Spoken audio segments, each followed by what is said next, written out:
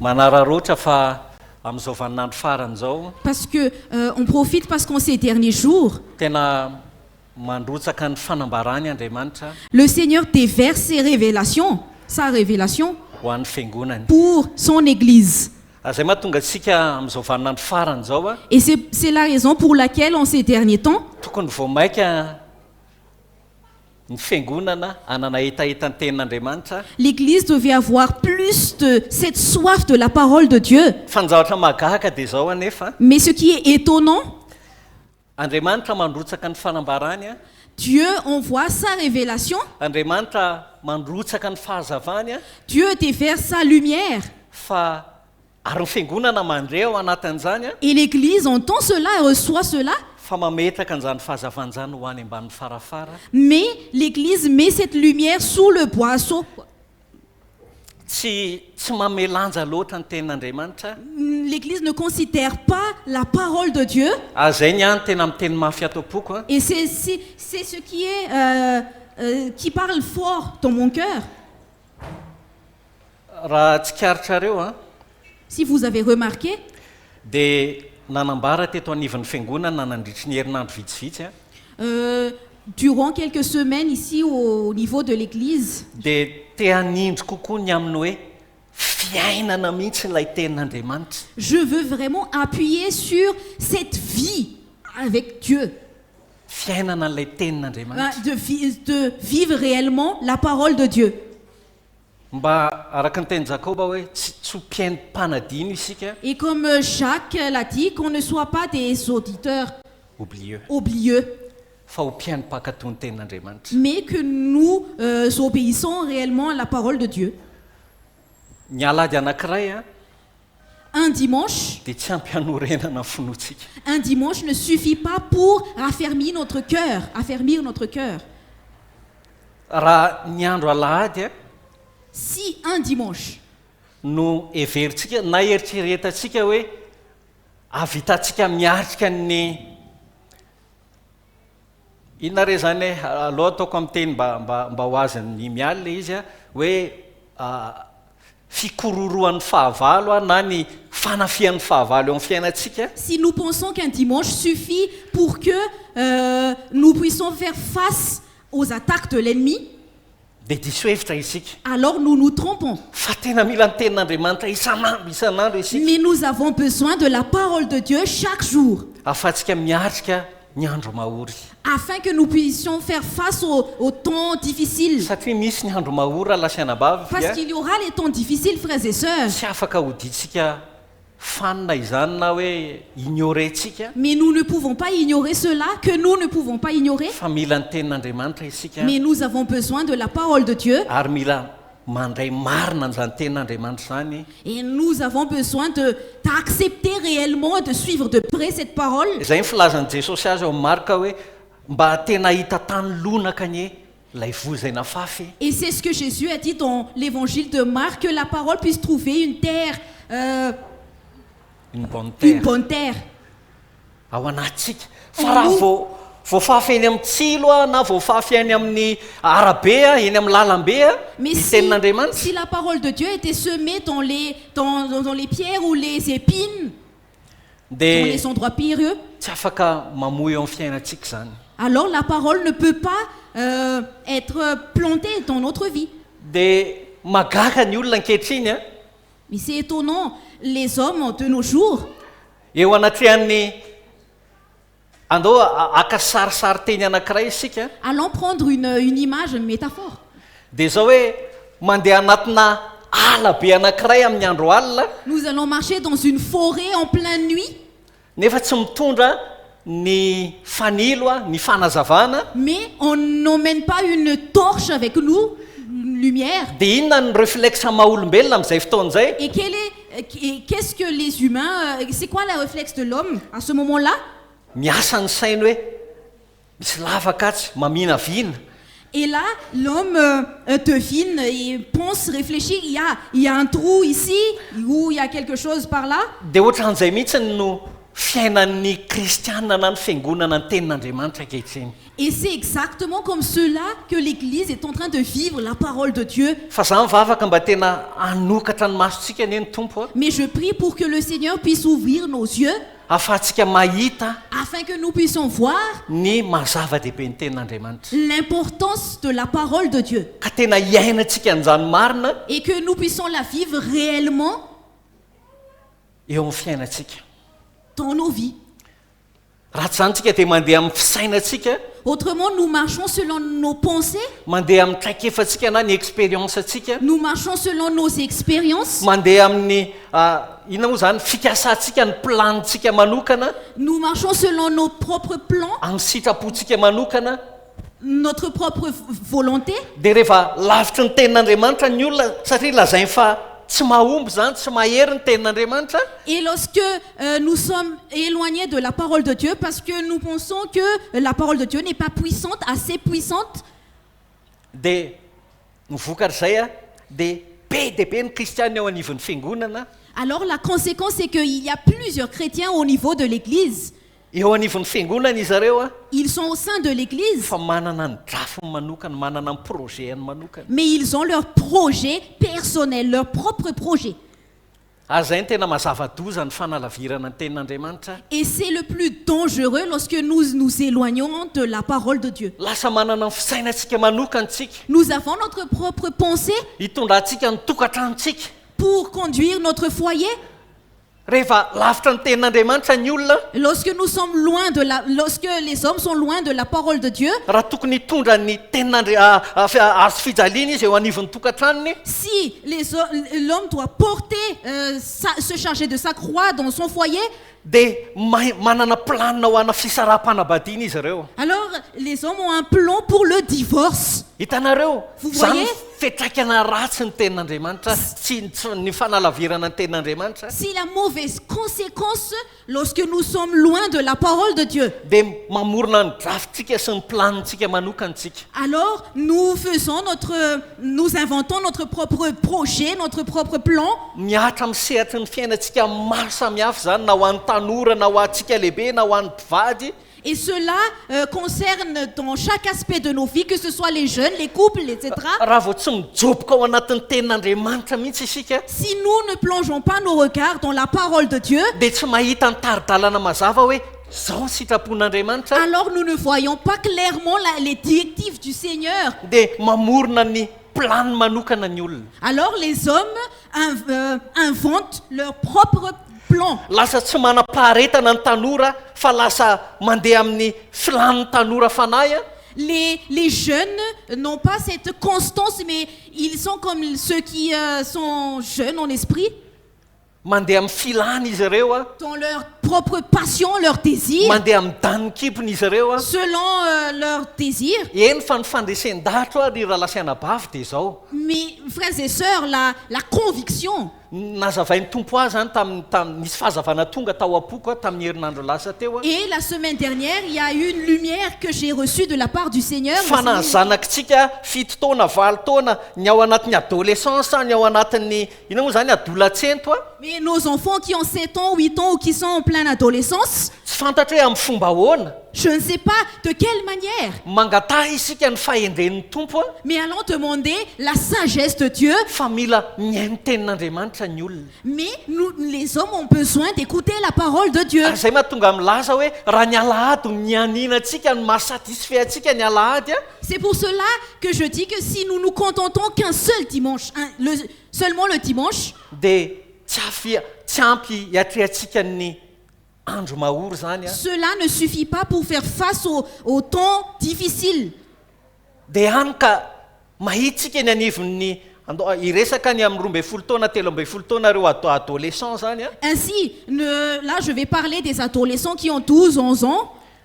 dia miroboka izy ireo any anatin'ny satria ny vahaolana hitandray aman-dreny sisa dia ny resaka réseaux sociaux ohatra. Parce que la seule solution que les parents trouvent, ce sont les réseaux sociaux. Dia vao maika mandetika azy ireo isika ny anatin'ny lavaka farany lalina indrindra Et cela signifie que nous les conduisons vers un ravin très profond. Satria inona no antony raha lasianabavy. Parce que quelle est la raison, frères et sœurs? Raha tokony hanana fahazavana izy ireo eo anoloany a, Si ils ont besoin d'une lumière devant eux, dia lasa ilay réseaux sociaux lasa ny ina moa zany ny resaka ao anatin'ny tambajotran-tserasera rehetra no mitaiza azy ireo. alors ce qu'ils voient dans les réseaux sociaux, c'est ça qui les éduque. Ny kolotsaina zay hitan'izy ireo ao, Les cultures qu'ils voient dans ces réseaux sociaux là, ny fahendrena zay sotomin'izy ireo avao, la sagesse qu'ils récoltent dans les réseaux sociaux. dia gakitsika rehefa avy eo mahita olona any amin'ny efa melehibe izy ireo lasa any amin'ny 20 taona 5 amin'ny 20 taona, Et nous sommes étonnés lorsqu'ils arrivent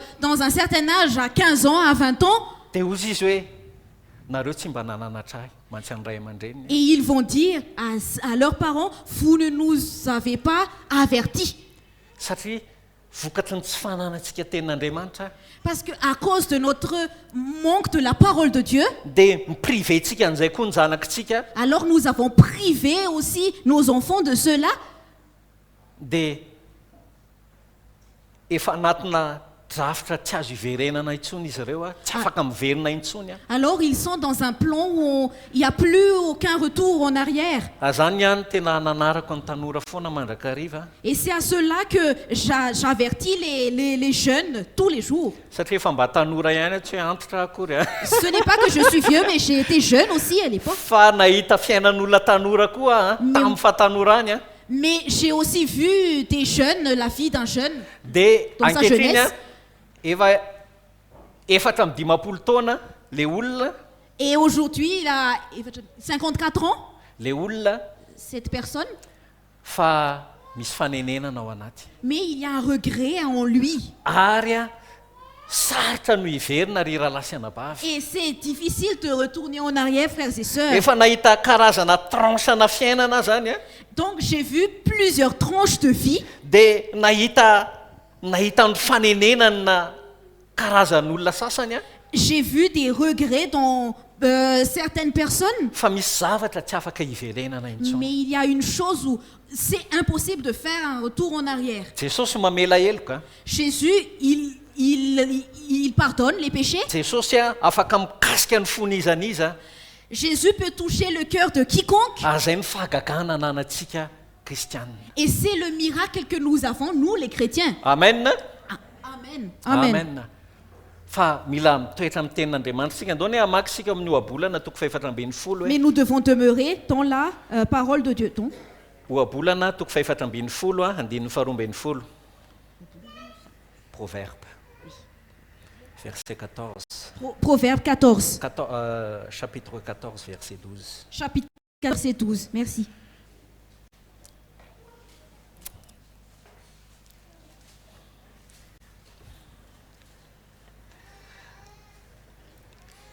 Misy lalana ataon'ny olona ho mahitsy, kanjo lalana mivarina any amin'ny fahafatesana ny hafarany.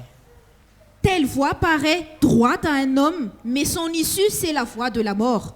Dire tsara, izy Regardez tsy tonga bien. dia miteny hoe misy lalan-diso alehan'ny olona. Il n'a pas dit directement qu'il y a une mauvaise voie que l'homme prend. Izy tsy miteny hoe misy asa ratsy tonga dia safidin'ny olona. Il ne dit pas qu'il y a un mauvais Travail. œuvre que... Asa andavanandro, asan'ny olona Il n'y anankiray. a pas un mauvais travail que l'homme choisit. Izy tsy miteny an'izany hoe efa misy zavatra ratsy eo anoloantsika eo dia safidintsika. Il ne dit pas qu'il y a quelque chose de mauvais devant nous et que nous avons choisi. Fa ohatsy izy hoe misy ahoana ozy izy misy lalana ataon'ny olona zany hoe fieveran'ny sainy zany hoe mety le izy. Mais il a dit, telle voie paraît droite à un homme, donc il pense que c'est bon. Azay ny hoe mahazo ny olona rehetra ry raha lasianabavy. Et c'est ce qui arrive aux gens, frères et sœurs, aux hommes. Misy a ohatra hoe ho an'ny anambady ohatra tena ela loatra tompo. Par exemple, pour ceux qui désirent se marier. Mais ça prend du temps, Seigneur. Miasa ihany ny tompo a Le ao Seigneur, anatin'ny fony, le Seigneur fait son œuvre dans son cœur. fa amin'ny fotoana izy tsy miambina kely a Mais au moment où cette personne ne veille pas, dia mipotsaka le drafitra hafa. Alors il y a l'autre misy plan, mitsiry ilay drafitra hafa il y a l'autre plan qui se manifeste. dia mieritreritra izy hoe tia no mety.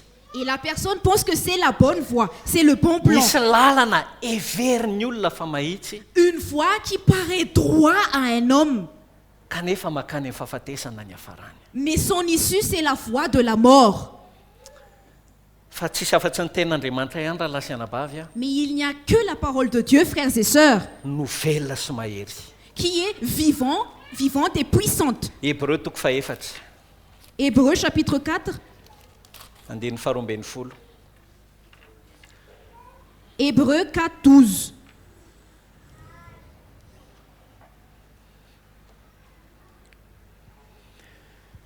Dia ahoana ozy izy haitsika tsinjery ty ten'Andriamanitra ity a fa velona sy mahery ny ten'Andriamanitra ka maharanitra toa ny sabatra roa lela manindrona hatramin'ny fampisarahana ny aina sy ny fanahy ny tonina sy ny tsoka ka mahay mamantatra ny eritreritra sy ny fisainany fo.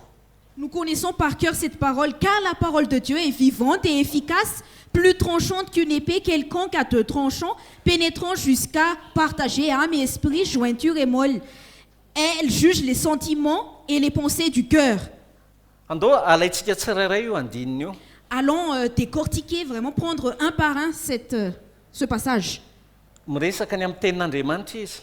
Ici, il parle de la parole de Dieu.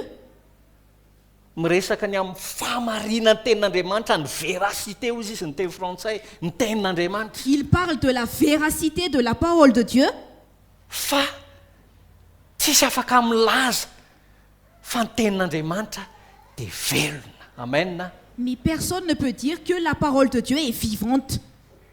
Non, c'est le contraire. Mais Tsisy olona afaka milaza fa maty ny tenin'Andriamanitra personne fa ne peut velona izy. dire que la parole de Dieu est morte, mais elle est vivante. Amen. Merci.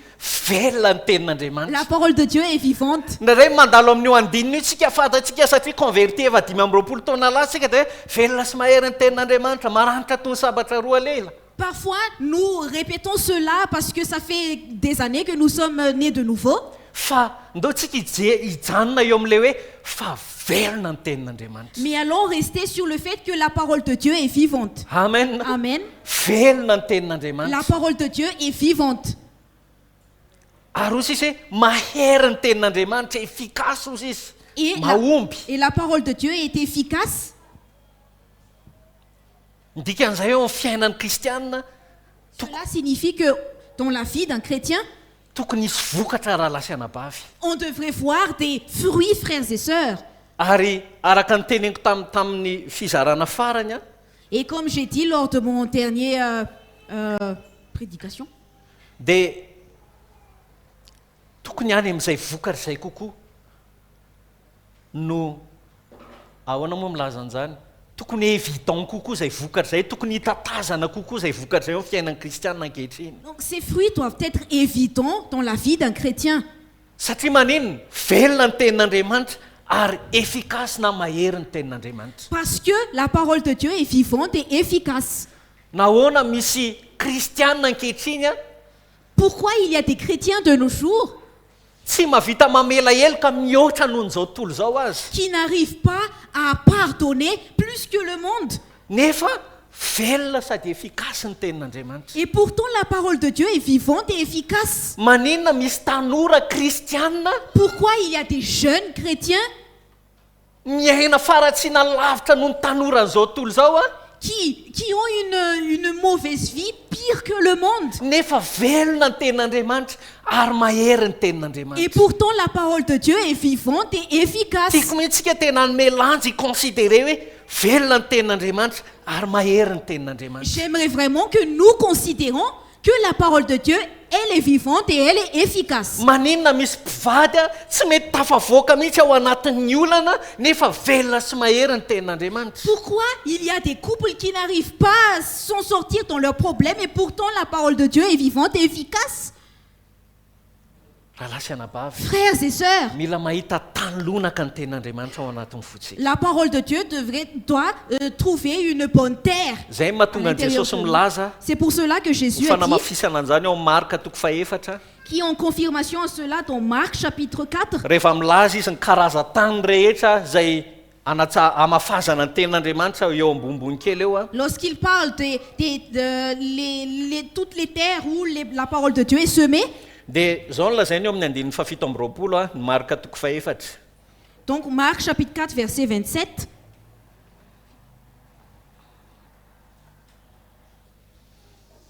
Ahoana ozy izy? Ary hoy izy, toy izao ny fanjakan'Andriamanitra dia tahaka ny lehilahy mamafy voa amin'ny tany, ka matory sy mahatsiaro isan'alina sy isan'andro, ary ny voa dia mitsimoka ka maniry nefa tsy fantany faniriny. Fa ny tany mahavokatra ho azy, voalohany misy tahony a, misy teraka, ary rehefa zany a dia feno voa, fa rehefa azo jinjaina izy dia jinjaina miaraka amin'izay fa efa tonga ny fararano. Au verset 26, il dit encore, il en est du royaume de Dieu comme quand un homme jette de la semence en terre, qu'il dorme ou qu'il veille, nuit et jour, la semence germe et croît sans qu'il sache comment. La terre produit d'elle-même d'abord l'herbe, puis l'épi, puis le grain, tout formé dans l'épi, et dès que le fruit est mûr, on y met la faucille car la moisson est là. Mbola manamafy indray Jesosy a. Ici, Jésus confirme, il appuie fa velona sy mahery ny tenin'Andriamanitra. que la parole de Dieu est puissante et efficace. Fa rehefa toriana ny tenin'Andriamanitra, Parce que quand on prêche la parole de Dieu, niza n'izy io. peu importe, Zay ny tegna hoe afaka mitady fomba hampitana ny tenin'Andriamanitra ny ray aman-dreny a, ho any amin'ireo tanora antsika, ho any amin'ireo zanakitsika. c'est pour ça que les parents peuvent chercher tous les moyens pour transmettre la parole de Dieu à leurs enfants ou à nos enfants. Satria mila tenin'Andriamanitra raha lasa anabavy isika. Parce que nous avons besoin de la parole de Dieu. Dia ahoana ozy izy a? Et qu'est-ce qu'il a dit? Izy izy teo 7. Toy izao ny fanjakan'Andriamanitra tahaka ny lehilahy mamafy voa amin'ny tany, andininy faha 4 a, ka matory sy mahatsiaro isan'alina sy isan'andro, ary ny voa dia nitsimoka ka maniry nefa tsy fantany ny faniry, fa ny tany mavokatra ho azy. Il dit encore, il en est du royaume de Dieu comme quand un homme jette de la semence en terre, qu'il dorme ou qu'il veille, nuit et jour, la semence germe et croît sans qu'il sache comment. La terre produit d'elle-même. Mavokatra ny tany, lonaka ny tany. La semence germe et croît. Non, verset 28. La terre produit d'elle-même. Mavokatra ny tany ozy izy, lonaka ny tany a. La terre produit d'elle-même. Ary eo ny fanontaniana mipetraka satria eo ambonimbony eo Jesosy a dia miresaka fanoharana ny amin'ireo karazana tany rehetra. Et c'est la question qui se pose parce que plus haut, Jésus parle de la parabole de la semence. Eo amin'ny andininy faharoapolo dia izao no lazainy. Eo amin'ny toko faefatra andininy faharoapolo eo any ambonimbony kely eo. Ary eto ozy izy a no ilay vona fafy tamin'ny tany tsara. Dia izay mandreny teny ka mandray azy dia mamoa le teny zany. Ny sasany avy 30 eny a, ny sasany avy 80 eny a, ary ny sasany avy 100 eny. Misy vokatra zany raha lasa anabavy. Donc plus haut, verset 20, d'autres reçoivent la semence dans la bonne terre. Ce sont ceux qui entendent la parole, la reçoivent et portent du fruit 30, 60 et 100 pour un. Aiza eo anivon'ny kristiana izay vokatra izay. Et ces fruits-là, où est-ce qu'on trouve cela Eo amin'ny fiainan'ny dans kristiana. la vie des chrétiens? Sa mbola ilay tsy famela-keloka tamin'ny 30 taona lasa ihany. Ou bien c'est encore le non-pardon, il y a 30 ans passés? Sa mba efa nisy nitsimoka 30 enina famela-keloka? Ou bien il y a quand même un fruit 30, 60 ou 100 pour un? Sa ny sasany efa 80, sa ny sasany efa 100 isan-jato. Pour d'autres, est-ce que c'est 60 ou pour les autres, c'est 100 pour un? Fa tokony hisy vokatra raha lasa anabavy. Mais on doit voir les fruits, frères et Tokony sœurs. efa hisy fahaiza manavaka na discernement ozy izy ny teny frantsay a. Il devrait avoir un discernement. Misy asa feno marimaritra iraisana fa vokatra ny semence ny tenin'Andriamanitra ao anatsika. Il y a des travaux où y a plein de compromis, mais à cause, grâce aux fruits qu'il y a en nous, vitatsika manafaka hoe ty tsy avy amin'Andriamanitra, ty avy amin'Andriamanitra. alors nous arrivons à discerner ce qui vient de Dieu et ce qui ne vient pas de Dieu. Misy fifandraisana zay tsy avy amin'Andriamanitra dia haitsika ny manavaka an'izany. Il y a des relations qui ne viennent pas de Dieu et nous savons discerner cela. Rahalasianabavy mba tsy ho kristianina zaza intsony izy. Frères et sœurs, que nous ne soyons pas des bébés, des eo chrétiens anatrihan'ny fanamby isika face aux défis. tsy fantatro inona ny olana andalovantsika andavanandro. Je ne sais pas quels sont les problèmes que nous traversons dans notre vie quotidienne. Aiza ho aiza zay vokatra izay. Mais où est cette fruit? Où sont ces fruits? Tena nahazo tany lonaka ve, nahazo tany tsara ve ilay voa? Est-ce que la semence est tombée sur la bonne terre? Jerenareo tsara ny ele izy. Regardez Izy hoe bien. eo amin'ny andinin'ny fito amby roapolo. Au verset 27. Na mafy zany le lehilahy ka matory sy mahatsiaro isan'alina sy isan'andro izy, zany hoe tsarony ihany fa efa nisy vonafafi ny tany amin'ny tany tsara. Donc qu'il tombe ou qu'il veille nuit et jour, la semence germe et croît. Donc il y avait déjà une semence dans la bonne terre, il le sait. Fantatry ny kristianina ny fahamarinan'ny tenin'Andriamanitra. Les chrétiens connaissent la véracité de la parole de Dieu. Fantatry ny kristianina fa ohatran'ity lehilahy ty hoe na mafy teo atokotany tamin'ny alina. Les chrétiens savent, comme cet homme-là, ils ont semé dans un jardin, dans un cours. Dia hoy sisy hoe ka namatory izy na matsiaro isan'alina sy isan'andro zany hoe tsarony nisy tenin'Andriamanitra ohatrao, nisy vonafafy ohatr'izao. Donc qu'il dorme ou qu'il veille nuit et jour, donc il sait qu'il y a telle parole qui a été semée. Dia ahoana ozy izy? Ary ny vo dia mitsimoka ka maniry nefa tsy fantany faniriny. Et qu'est-ce qu'il a dit? La semence germe et croît sans qu'il sache comment. Mba manisy lanjany an'ireny teny kely lazain'i Jesosy ireny ve isika? Est-ce que nous considérons ces paroles que Jésus a dit? Fantany fa tao anatin'ny tany tsara ny nalefina ny voa. Il sait que la semence a été plantée dans la bonne terre. Tsy anjarany no mampamokatra ny voa io. Mais c'est pas son rôle de faire croître cette semence. Fa ny ataony azo antoka fotsiny dia tany lonaka tsara no nampaniriany an'ilay voa, nandevenany an'ilay voa. Mais là où il doit avoir l'assurance, c'est que la semence a été plantée dans la bonne terre. Fa ozy izy hoe nefa tsy fantany faniriny, tsy fantany processus mitranga ao. Donc, mais il est dit que la semence germe et croît sans qu'il sache comment. Zay mazava-dehibe mila tena andraisan'ny kristianina ny tenin'Andriamanitra amin'ny tany tsara ao anatiny ao. D'où l'importance de recevoir la parole de Dieu dans une bonne terre à l'intérieur. Satria raha azonao antoka fa tena naniry tamin'ny tany tsara ny fonao ny tenin'Andriamanitra. Parce que si tu as l'assurance que la parole de Dieu a été semée dans la bonne terre en toi, dia amin'ny fotoana eo anatrehan'ny fanamby andro mahory ianao donc au moment où tu fais face au temps difficile,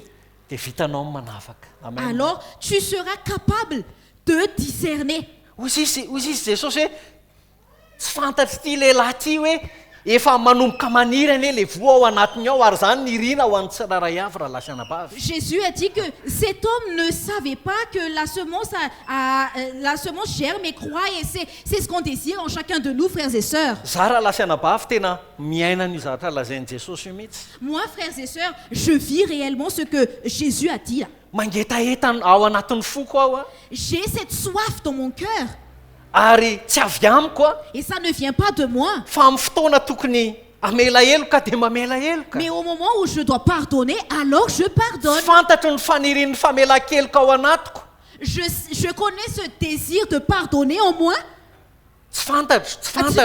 Je ne connais pas ce désir de pardonner en moi.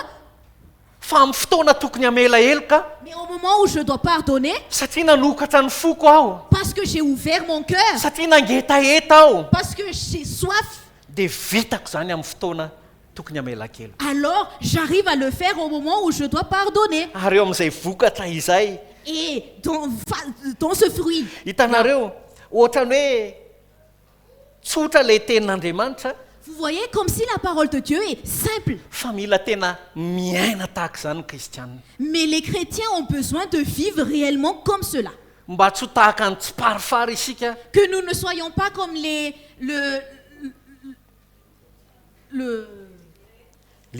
comme le livret, oui.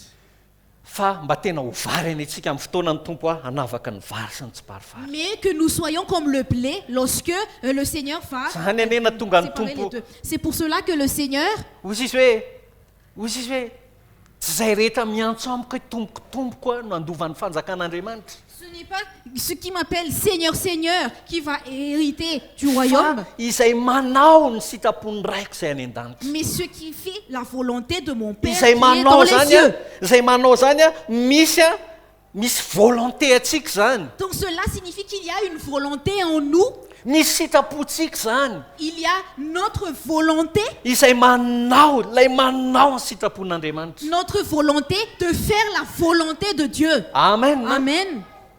Fa raha vao manao tsirambina an'izany tenin'Andriamanitra zany tsika minéglige an'izany Mais isika. si nous négligeons cette parole de Dieu, Dia tsy hainan'izany fahavelomana sy ny ino moa zany mampahomby ny tenin'Andriamanitra izany mihitsy alors isika. nous n'allons pas vivre cette efficacité de la parole de Dieu et Mazava ho azy ny vokatra araka ny tenin'ny tompo hoe misy 3 eny misy 4 eny misy avy 100 eny oui, il y a la parole de Dieu, il y en a 30 ou 60 ou 100 pour un. Amen. Amen. Tokony misy vokatra teneny eo akaikinao tokony misy vokatra. Dis à ton voisin, il devrait avoir des fruits. Tokony hitatazana ny pesana fa kristianina ianao. Au travail, on devrait voir que tu es un chrétien ou une chrétienne. Tokony hita eo amin'ny fiainantsika andavanandro fa kristianina isika. On devrait voir dans notre vie quotidienne que nous sommes des chrétiens. Amen. Amen. Misy vokatra ny tenin'Andriamanitra. Que la parole de Dieu porte ses fruits. Zao foana nanao cellule tamin'ny lakamisy teo cellule de maison. Alors, jeudi, j'étais dans la cellule de maison.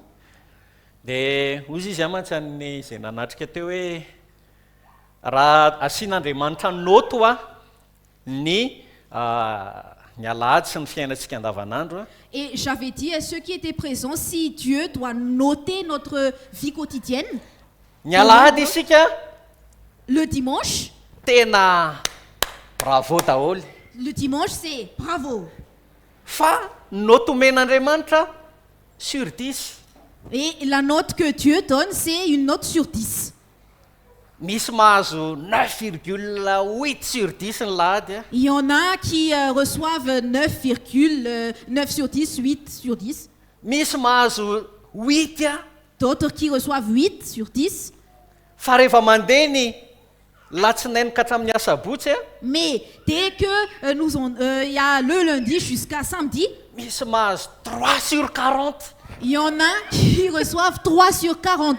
Satria ny noteny andavanandro dia sur 40. Parce que la note dans la semaine, c'est une note sur 40. Inona no tiako tenenina Et amin'izany? qu'est-ce que je veux dire dans cela? Le fiainantsika amin'ny andavanandrom-piainantsika. C'est notre vie, dans notre vie quotidienne. Ino mikonty amin'Andriamanitra. C'est ça qui compte aux yeux de Dieu. Amen. Amen. Ny mireto isika tsy tsara ny fanomponan'ny tompo tonga isika Nous chantons ici, le service pour Dieu est bon. Nous servons le Seigneur. fa raha vao mipaka ny latsinainy Mais dès qu'on arrive, dès que le lundi arrive, tonga dia raisitsika daholo indray andeha tsy ilaza hoe fahotana satria raha ny tena izy ny kristianina tokony tsy lavo anatina hota intsony. et nous allons ne pas dire que c'est le péché parce que normalement les chrétiens ne doivent plus pécher, ne Tsy mahay pêchent plus, manota, tsy mahay ne manota. savent pas plus pécher. Fa andao raisina hoe vao tonga ny alatsinainy Mais allons dire, dès que le lundi arrive, alaiko amin'izay ny mialatsy vao izay foana ny exemple tonga ato an-tsaiko hoe raisitsika indray ny tsy famela-keloka ohatra. et bon, c'est l'exemple qui arrive en moi, nous prenons notre non-pardon. Tafitsika indray ny ina moa zany ny fanafenantsika ny maha-kristianina atsika satria andeha hiasa isika nous enveloppons du fait que nous ne soyons pas des chrétiens parce que nous allons travailler. Tianeo mason'ny olona fa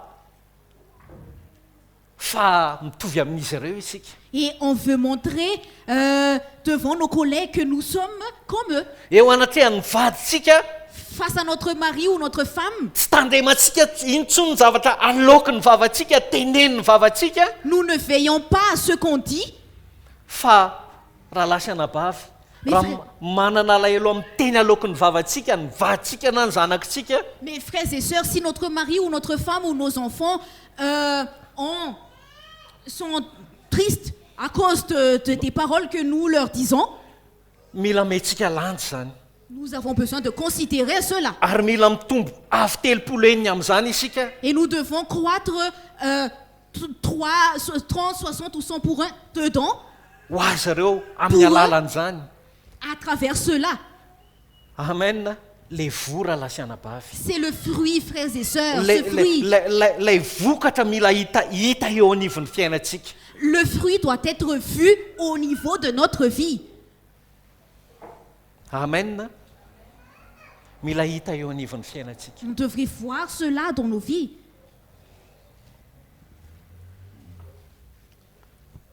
Ary zany no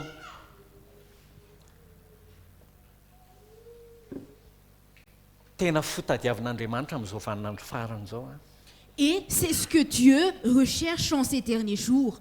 Tsy olona mandeha ivelany, kristianina ivelany, Dieu ne cherche pas des chrétiens superficiels ou en apparence, fa kristianina izay manao ny sitrapon'Andriamanitra. mais des chrétiens qui font la volonté de Dieu.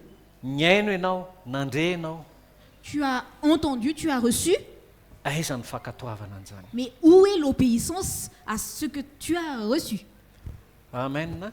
Efesianina toko fahenina andininy fafolo. Éphésiens chapitre 6, verset 10.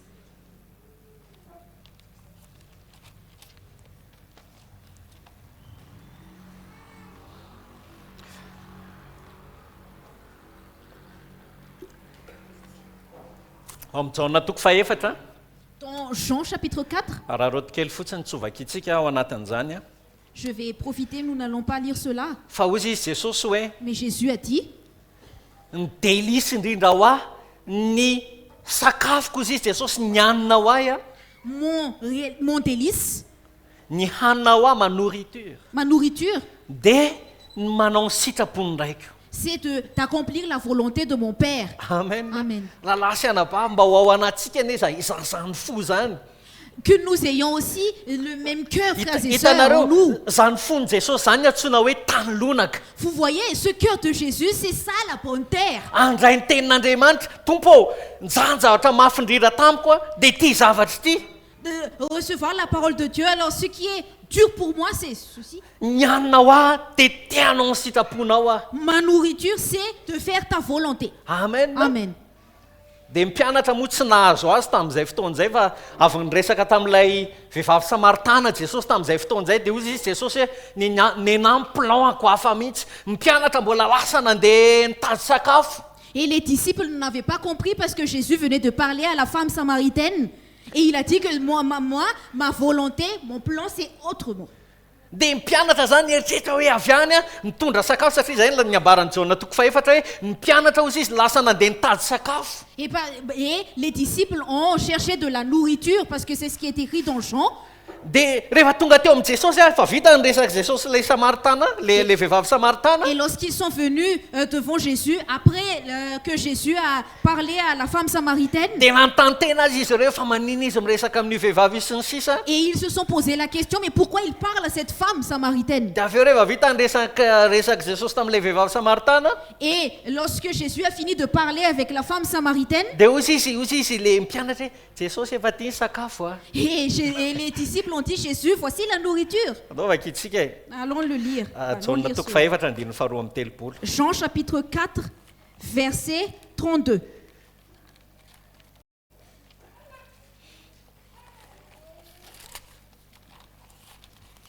Jaona toko faefatra andininy faharoa amin'ny telopolo a, zao no lazainy.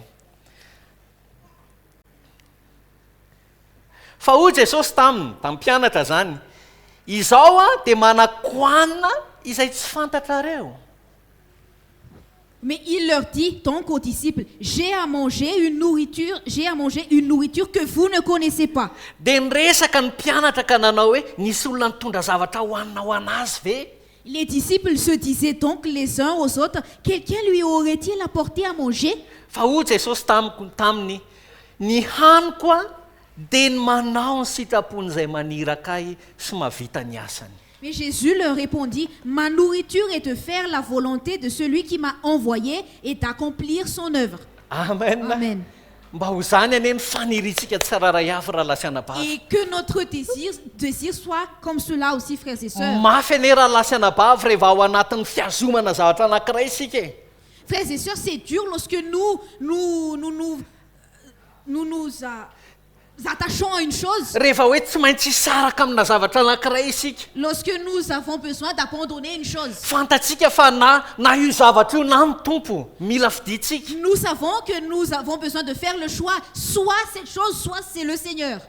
Misy zavatra ohatr'izany mitrangy eo anivon'ny fiainantsika andavanandro. Il y a des situations semblables à cela dans nos vies quotidiennes. Fa mila mahay manavaka isika dia manasaraka an'izany. Mais nous avons besoin de discerner et séparer.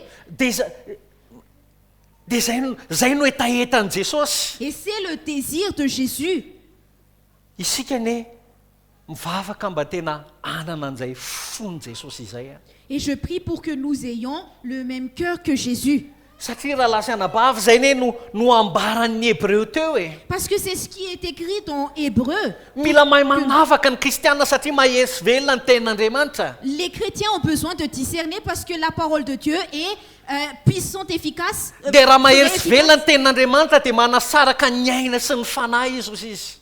Et si la parole de Dieu est efficace, cela sépare la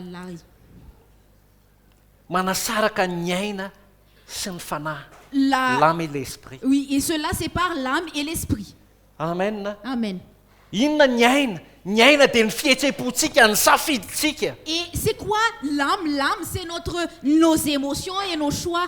Ny fisainantsika hoe ty ny araka ny teny oabolina teo ty ny ny veriko mety. Et c'est notre pensée, l'âme c'est notre pensée comme ce qui est écrit dans Proverbe tout à l'heure, ce qui me paraît une voie qui me paraît droite. Fa anisan'ny vokatry ny tenin'Andriamanitra dia zao hoe mais l'un des fruits de la parole de Dieu sy afatsika mizaha ny tenatsika midiscerner ny tenatsika où nous pouvons nous discerner. hoe tena tanolonaka marina ve ny aniriny tenin'Andriamanitra ao anatsika. Est-ce que la parole de Dieu est réellement semée dans une bonne terre en nous? Dia misy an'izay faiza manavaka zay eo anoloantsika. C'est que nous sommes capables de discerner devant nous. Mahay mampisaraka ny aina sy ny fanahy. De savoir séparer l'âme et l'esprit. Inona ny avy amin'ny fanahy? Qu'est-ce qui vient de l'esprit? Inona sitrapon'ny tompo? Quelle est la volonté du Seigneur? Dia tsy salasala isika hisafidy an'izany. Alors nous n'allons pas hésiter de choisir. Araka ny teniko teo hoe raha misy zavatra tena mafy amintsika mifikitra azy dia vitantsika satria mahery sy velona ny tenin'Andriamanitra. Comme j'ai dit tout à l'heure, s'il y a une chose où c'est difficile pour nous de relâcher cela, nous serons capables de relâcher cela parce que la parole de Dieu, elle est efficace et vraie. Dia afaka mampisaraka ny aina sy ny fanahy izy. Et alors, il pourra séparer l'âme et l'esprit. Ndraindray ny fihetsepoako mifamatotra be amin'ny zavatra anankiray. Parfois, mes émotions sont tellement attachées à une chose. Ndraindray ho an'ny sasany tena misy avinavina be mihitsy tena za ndray tsy miala amin'ity zavatra ity. Parfois, chez certains, il y a tellement un orgueil qui dit « Je ne vais jamais abandonner cela. » Fa rehefa tonga ny tenin'Andriamanitra mampisaraka an'izany. Mais lorsque la parole de Dieu arrive, qui sépare cela? Dia vitantsika mampisaraka ny aina sy ny fanahy. Alors nous arrivons à séparer l'âme et l'esprit. Amen. Amen. Efesiana toko fahenina andininy fafolo. Et Éphésiens chapitre 6 verset 10, nous allons revenir là-dessus.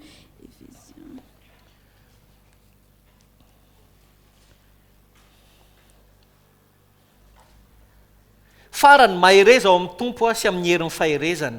Tafio avokoa ny fiadin'Andriamanitra rehetra mba hahazoanareo hifahatra na hiorina amin'ny fanangolen'ny devoly.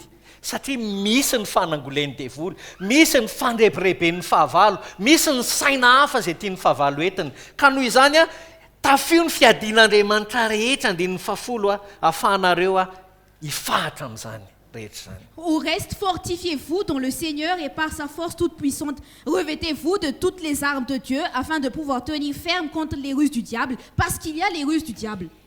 Fa isika tsyna tsy mitolona amin'ny nofo amandra aza diso hevitrinareo kristianina fa ny kristianina tsy nofo amandra akory ny tolomany. Car nous n'avons pas à lutter contre la chair et le sang. Et ne soyez pas trompés parce que les chrétiens ne luttent pas contre la chair et le sang. Fa mifanapahana amin'ny fanjakana amin'ny mpanjakan'izao famaizinana zao a dia mifanaratsy eny amin'ny rivotra. Mais contre les dominations, contre les autorités, contre les princes de ce monde de ténèbres, contre les esprits méchants dans les lieux célestes. Andiny fahatelo ambin'ny folo a ary noho izany a dia raiso avokoa ny fiadian'Andriamanitra mba ahazonareo hanohitra amin'ny andro mahaory ary rehefa vitanareo avokoa dia afatra ianareo. Et au verset 13, il est écrit, c'est pourquoi prenez toutes les armes de Dieu afin de pouvoir résister dans le mauvais jour et tenir ferme après avoir tout surmonté. Dia ny tapany voalohany andin'ny faefatra ambin'ny folo fotsiny vakitsika mifaharary raha ao anatin'izany fanambaran'izany nareo raha fantatrareo fa misy ny asany maizina. Donc dans la première partie du chapitre 14, tenez donc ferme. Si vous savez qu'il y a les œuvres des ténèbres, dia mifaharary ianareo kasikino fahamarinana no valahanareo. Tenez donc ferme, ayez vos reins la vérité pour ceinture. Sikino eo amin'ny valahanareo ny fahamarinana. Ayez à vos reins la vérité pour ceinture. Amen. Be dia be ny kristianina raha lasa anabavy a. Il y a plusieurs chrétiens, frères et sœurs, No tsy misikina fahamarinana eo am-balahany. qui n'ont pas leur rein la vérité pour ceinture. Dia mieritreritra izy fa ho vitany ny hanohatra ny asa rehetra. Et ils pensent que Ny asan'ny fahavalo rehetra. ils seront capables de faire face aux œuvres mauvaises de l'ennemi. Efa fantany fa misy fahavalo be any Ilaka. Ils savent qu'il y a des ennemis à Ilaka. Tsy hoe ratsy akory any Ce Ilaka. n'est pas que c'est mauvais à Ilaka. Fa fantatrao fa vao makany Ilaka ianao dia lavo. Mais tu sais que si tu vas à Ilaka, tu vas chuter. Fa miadiny ny aina sy ny fanahy. Mais donc il y a une lutte entre l'âme et l'esprit. Il y a un combat. Dia raha vao tsy misikina fahamarinana eo am-balantsika isika Et si nous n'avons pas à nos reins la vérité pour ceinture, dia mazava ho azy fa mamorona ny drafintsika manokana isika.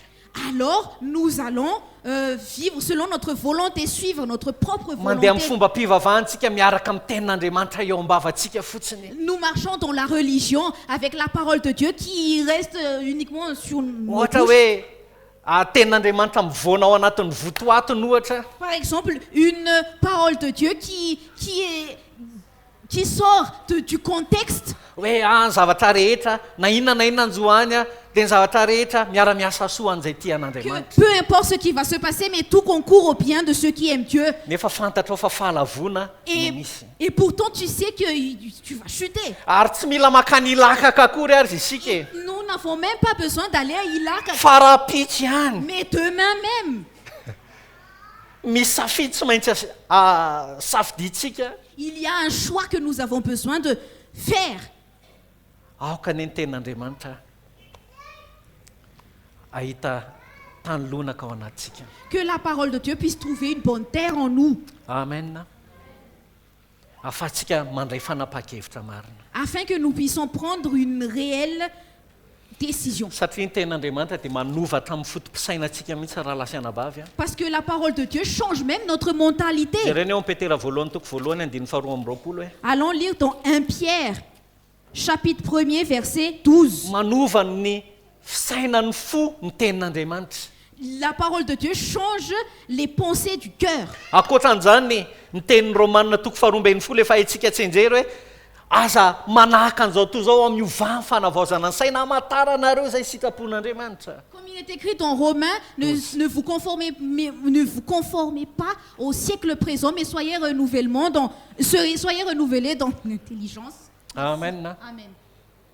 Manova ny fisainantsika, manova ny décision antsika. D'être renouvelés dans notre pensée, nos décisions.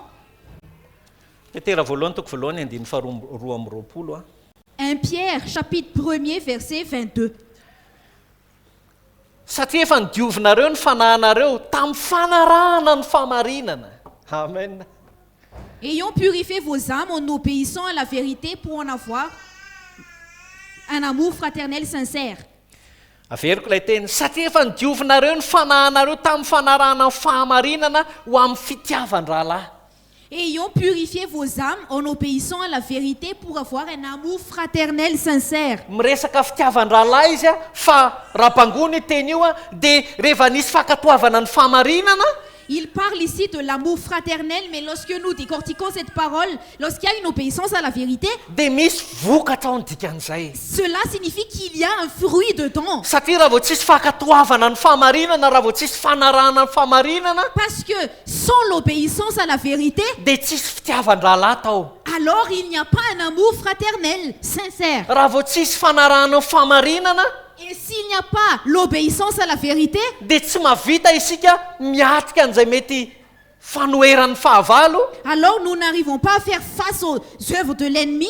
dia mifankatiava fantatra amin'ny fo fa efa teraka indray ianareo. Jereo tsara ny fampatsiva amin'ny Petera, efa teraka indray ianareo, tsy tamin'ny vo mety loha fa tamin'ny tsy mety loha, dia ny tenin'Andriamanitra izay velona sady maharitra. Amen. Aimez-vous ardemment les uns les autres de tout votre cœur, puisque vous avez été régénérés non par une semence corruptible, mais par une semence incorruptible, par la parole vivante et permanente de Dieu. Amen. Amen.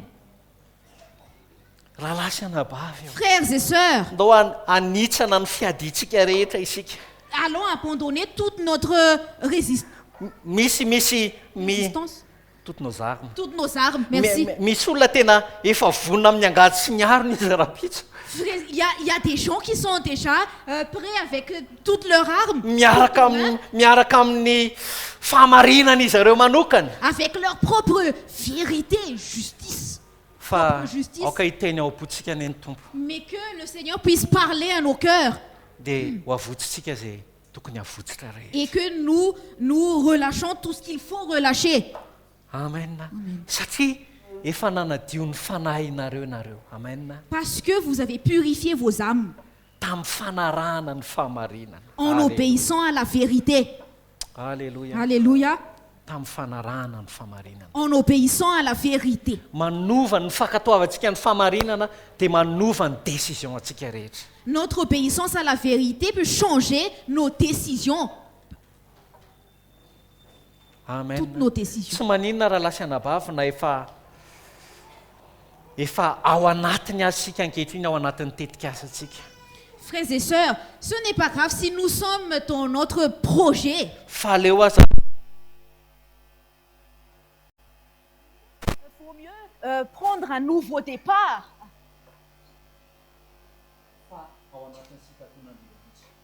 Mais dans la volonté de Dieu. Amen. Amen. Ao anatin'ny sitrapon'Andriamanitra. Dans la volonté de Dieu. Tsy maninona na fatiantoko azy isika, na perdon azy isika eo anatrehan'ny andao atao hoe eo anatrehan'ny zavatra anankiray izay tsy araka ny sitrapon'Andriamanitra. Même si nous sommes perdants face à une chose qui n'est pas conforme à la volonté de Dieu, Dia maninona ahafahantsika mandeha amin'ny sitrapon'Andriamanitra. afin que nous puissions marcher selon la volonté de Dieu. Satria izay ny tenenin'ny Petera hoe efa nidiovinareo ny fanahinareo izy, efa nanadio ny fanahinareo nareo. Parce que c'est ce que Pierre est en train de dire, et ayons purifié vos âmes. Jereo tsirairay reny teny reny fa ny kristianina zany dia tokony manadio ny fanahiny. Regardez à toutes ces paroles. Donc les chrétiens ont besoin de purifier leur âme Tamin'ny fanarahana ny fahamarinana. en obéissant à la vérité. Amen. Amen. Dia izay ny fon'ny Tompo Donc, mavesatra tao anatin'ny foko C'est le cœur du Seigneur et qui a été dans mon cœur, napetraka ny Tompo que le Seigneur a déposé dans mon cœur. Mba hiainan'ny kristianina sy ny fiangonana amin'izao vaninandro farany zao. Afin que l'Église et les chrétiens puissent vivre. Misy zavatra hafa ny raisiko tato Il y a autre chose que j'ai noté. fa miteny amiko ny Tompo hoe hatreo aloha zany. Mais le Seigneur me dit, nous allons nous arrêter là. Amen. Amen. Andao tsika hitsangana. Allons nous lever. Alléluia. Alléluia.